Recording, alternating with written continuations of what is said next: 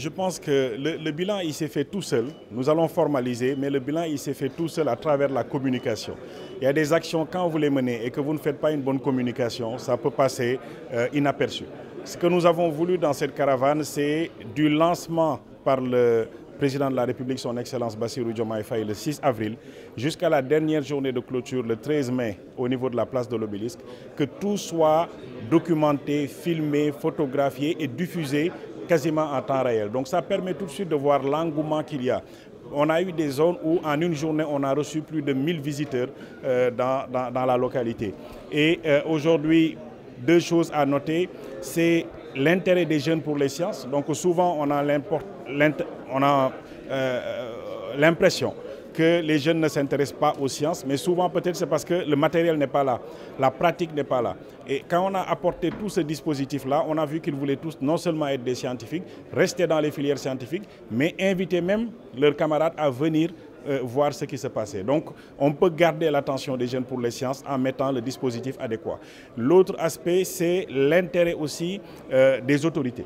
Les autorités administratives, préfets, gouverneurs, les autorités municipales, les maires, tout le monde a accueilli la caravane depuis le lancement par le président de la République. Ça montre en fait qu'ils ont compris le message, la sensibilité de ce que nous étions en train de faire.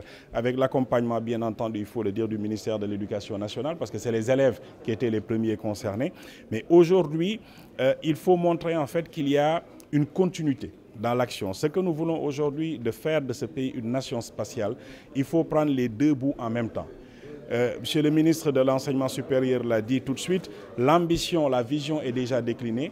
Les moyens, peut-être l'État fera une partie, le secteur privé est invité à faire le reste, mais les projets sont là, les rêves sont là. Nous voulons rapidement disposer des infrastructures, que nos propres satellites puissent être fabriqués dans notre propre pays. Que les partenaires qui veulent accompagner le développement viennent faire ce transfert de compétences ici même au niveau du Sénégal. C'est ce qui va pousser peut-être les jeunes à s'intéresser davantage. Mais si vous faites ces investissements et que dans 15 ans, 20 ans, vous vous retournez, il n'y a pas de jeunes qui s'intéressent aux sciences, vous aurez raté votre investissement. C'est pour ça qu'il faut faire les deux en même temps. On travaille donc avec le ministère, avec le gouvernement à développer ces infrastructures, mais derrière, il faut aller chercher les jeunes le plus tôt possible. Et quand les deux vont se regrouper, vous aurez la possibilité pour les 50 prochaines années de poser les fondations d'une véritable nation spatiale. C'est sur ça que nous allons mettre l'accent. Et bien entendu, dans les semaines à venir, toute l'équipe qui a contribué à la caravane va se retrouver pour faire un bilan. Le rapport sera remis à l'autorité, au ministère de l'Enseignement supérieur, de l'Éducation nationale, au Premier ministre, au Président de la République, au final, pour dire voilà ce que nous pouvons faire comme impact directement sur le terrain grâce au secteur spatial. Je terminerai juste en disant que ce symposium, c'est aujourd'hui un appel à l'international pour que les projecteurs soient sur le Sénégal. Et ça permettra tout simplement aux partenaires de voir que la volonté politique est là. Le ministre s'est déplacé aujourd'hui, représentant le Premier ministre. La caravane est lancée par le président. Donc le Sénégal a cette ambition que les partenaires viennent discuter, voir comment on va collaborer ensemble. Et ce sera une collaboration gagnant-gagnant.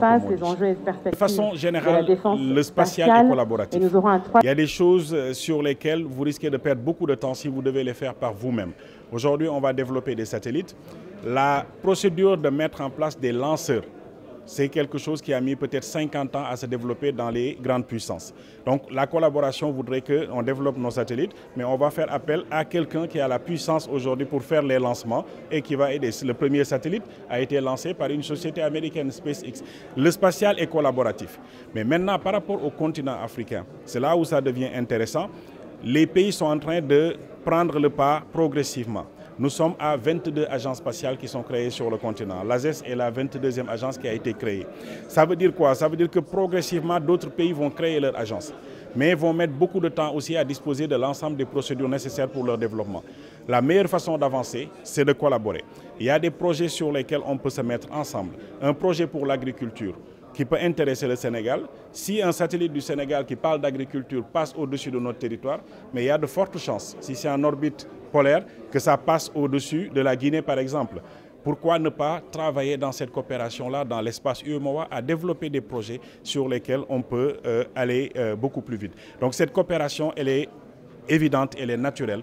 Et c'est pour ça qu'on a mis en place aussi l'Agence spatiale africaine, pour voir les secteurs sur lesquels les pays peuvent collaborer, pour aller plus rapidement dans l'atteinte de ces objectifs grâce au spatial. Bonjour, je suis Rokhaya Solange Mengdir, en charge de la RSE, des partenariats à Sonatel Orange. Alors, un sentiment de fierté. Nous sommes ravis d'avoir apporté notre contribution à cette caravane Spacebus qui, comme vous l'avez dit, a sillonné l'ensemble du territoire national pour aller vers les jeunes et les sensibiliser sur ce métier du spatial qui est un métier d'avenir pour nous, le Sénégal.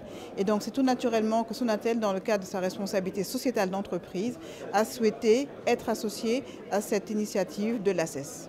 Alors effectivement, l'innovation est au cœur de notre stratégie de responsabilité sociétale d'entreprise. Nous avons un hub innovation qui est Orange Digital Center, qui est aujourd'hui présent sur ce forum-là. Nous avons également présenté une solution satellite qui va être proposée par Sonatel. Donc tout ce dispositif montre bien l'intérêt que nous avons pour les nouvelles technologies qui sont au cœur de notre activité et l'accompagnement que nous avons vis-à-vis de l'ACES est un accompagnement technique, mais également un accompagnement financier, mais également en termes d'expertise, parce que dans le cadre de l'Open Innovation, la volonté de Sonatel est de mettre à la disposition de toutes les parties prenantes son expertise sur ce sujet.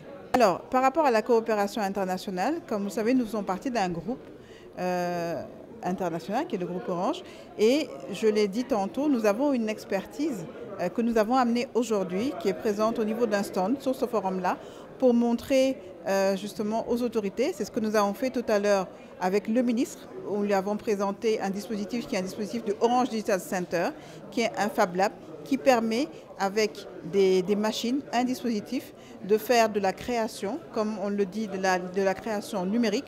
Et nous renouvelons la volonté de Sonatel d'accompagner les autorités à justement une meilleure connaissance de tout ce dispositif sur l'ensemble du territoire national.